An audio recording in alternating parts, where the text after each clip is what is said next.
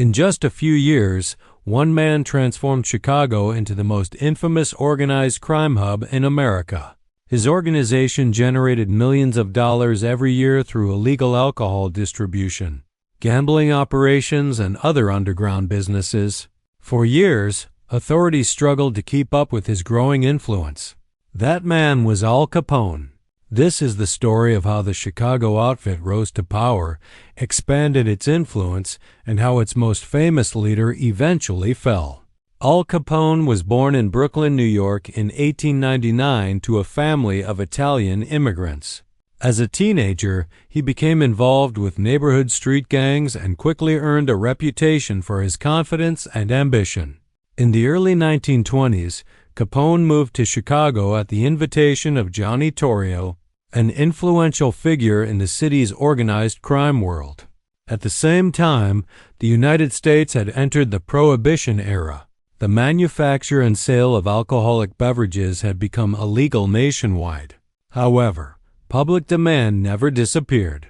That unexpected gap created enormous opportunities for organized crime groups.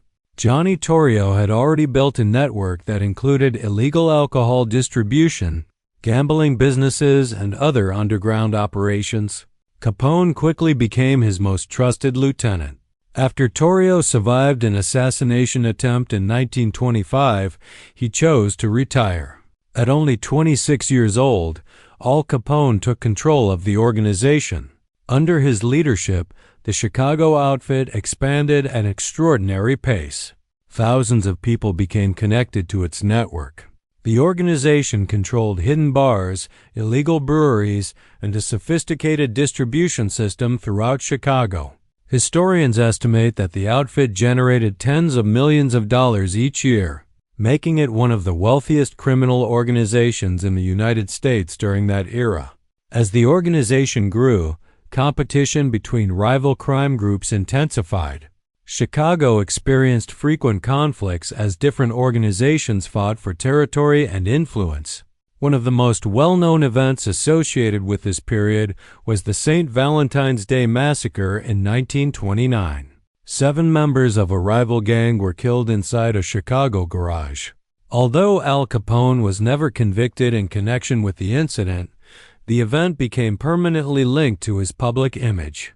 The Chicago outfit also expanded into illegal gambling, loan sharking, labor racketeering, and other organized criminal enterprises.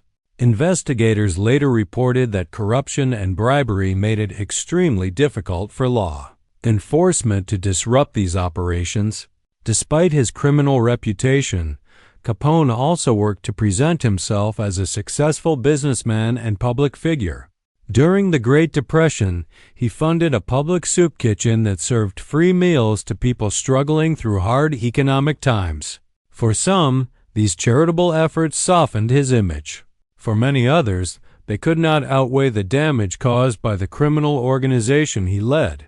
After years of investigation, federal authorities changed their strategy. Instead of focusing on violent crimes that were difficult to prove, investigators examined Capone's financial records. In 1931, he was convicted of tax evasion. He received an 11-year federal prison sentence, one of the harshest penalties of its kind at the time. Capone later served part of his sentence at Alcatraz, America's most secure federal prison. His health steadily declined while he was incarcerated. After his release, he lived quietly in Florida and stayed away from public life. Al Capone died in 1947 at the age of 48. Al Capone's imprisonment did not immediately end the Chicago outfit. The organization continued operating under different leaders for many years. Even so, Capone's story became one of the most recognizable chapters in the history of organized crime in the United States. More than a century later, his name remains closely associated with the rise of organized crime during the Prohibition era and serves as a reminder of how quickly power built on illegal activity can eventually come to an end.